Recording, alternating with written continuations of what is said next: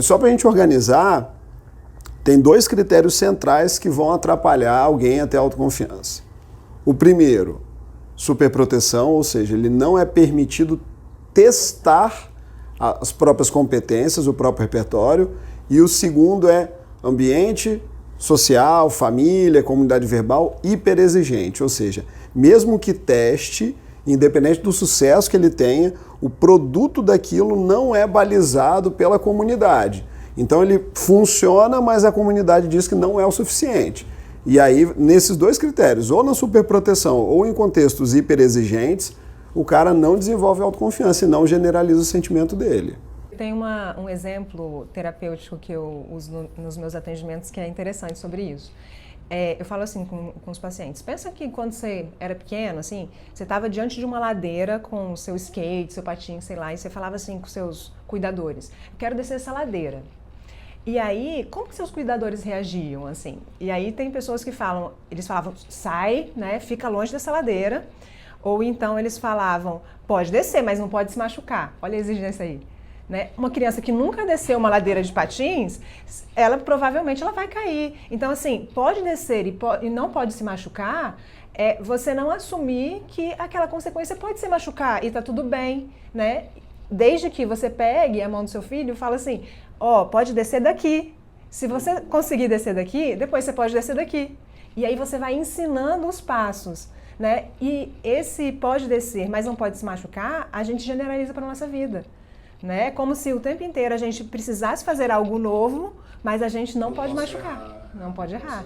E tem também aquela que você pode descer, mas se você se machucar, que aí implícito tem uma consequência muito aversiva provavelmente, né? Então você institui ali um medo e a pessoa também não se arrisca, não tenta. E o superprotetor que nem deixou a criança chegar perto, não permitiu que entrasse em contato com a contingência, porque o machucar vai fazer parte mesmo desse processo, né? E o que a gente vai garantir é que não seja se quebrar todo, mas seja ralar o joelho, que faz parte. Até porque o se quebrar todo pode produzir um impedimento de novas experiências, né? Então, se você vai fazendo um encadeamento, vai dando modelo e desenvolvendo essa autonomia, né? Você vai proporcionando que a criança, né, e o adulto lá na frente, eles consigam ir se arriscando pouco aos poucos e entendendo esses níveis de exigência. Então, mas aí pode subir, não pode se machucar. Gente, essa pessoa ela sobe essa ladeira pensando o quê? Só no resultado final se machucar. Então, eu falo muito isso, assim, a exigência, ela confunde toda a nossa cabeça porque a gente nem está vivendo o processo do subir. A gente está lá na frente preocupado com o medo do descer. Então, eu subo de qualquer jeito, não sei como cheguei lá, né? E quando eu tô lá, eu provavelmente desço meio sem jeito, né? E acho que não fiz aquilo legal. E aí pensa para o adulto, ele vai apresentar um trabalho, ele vai apresentar uma coisa no trabalho dele. Uma fala, um relatório. Ele está fazendo a mesma coisa, ele não está sob o controle de, caramba, será que... o que eu poderia fazer aqui? Onde que eu entro com essa fala? Pô, ia ser legal. Ele está sob o controle de, eu vou me expor, mas eu não posso errar, né? Ou eu vou me expor, vai ser 50 minutos de apresentação, 30 delas vão ser boas, mas nos minutos finais eu cometi alguma gafe, algo não saiu como planejado, como programado, e o meu foco vai estar sempre naquilo que não funcionou, que não deu certo. Eu não consigo validar tudo aquilo que foi bom, importante, legal. Assim, a pessoa com boa autoconfiança, ela tem uma percepção sobre o desempenho total mais gentil. Né? A pessoa com boa autoconfiança ela é um pouco mais generosa de falar o seguinte, olha, cara, em muita coisa ali eu acertei, uma coisa ou outra não consegui, mas está tudo bem. Talvez a pessoa insegura, ela só vai ficar sob controle do aspecto do que ela errou, que é o que você colocou, né? E aí, por isso que é importante caminhar junto, porque é a autoestima que vai dar essa gentileza de falar, poxa, diante de tudo que eu tenho aqui, foi legal essa parte, né? A autoconfiança, a gente já falou aqui, que ela não depende de um social, mas ela precisa também de um social para validar a importância daquele fazer, né? E também, Bia, não só para validar a importância, a autoconfiança ela muitas vezes precisa do social criando as condições para facilitar a construção da autoconfiança. Igual quando você falou da história do skate.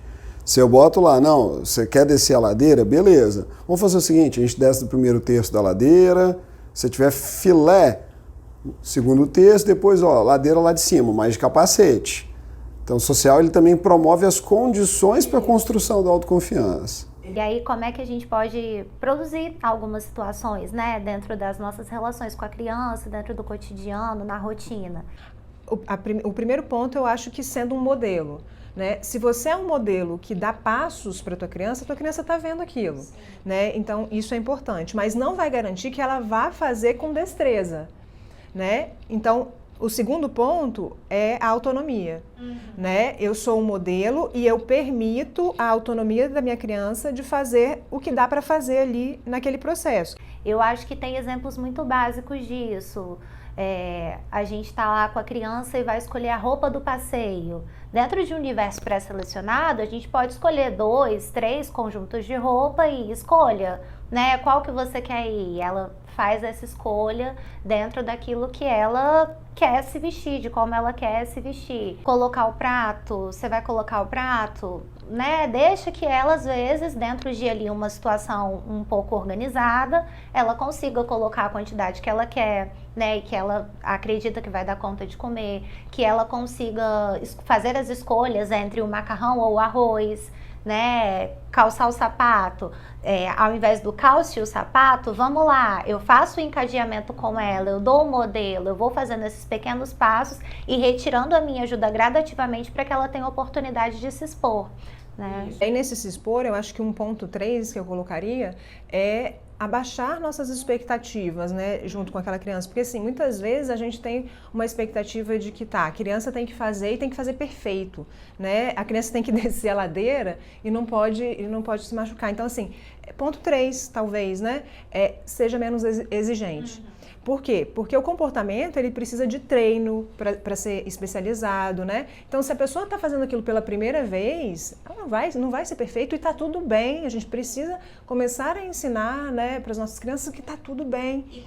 E conseguir validar isso, né? Porque às vezes está tudo bem, mas a gente não expressa para ela que o erro dela é permitido, que você está aprendendo, né? De que você está aqui exatamente para conseguir se expor de uma maneira melhor lá na frente.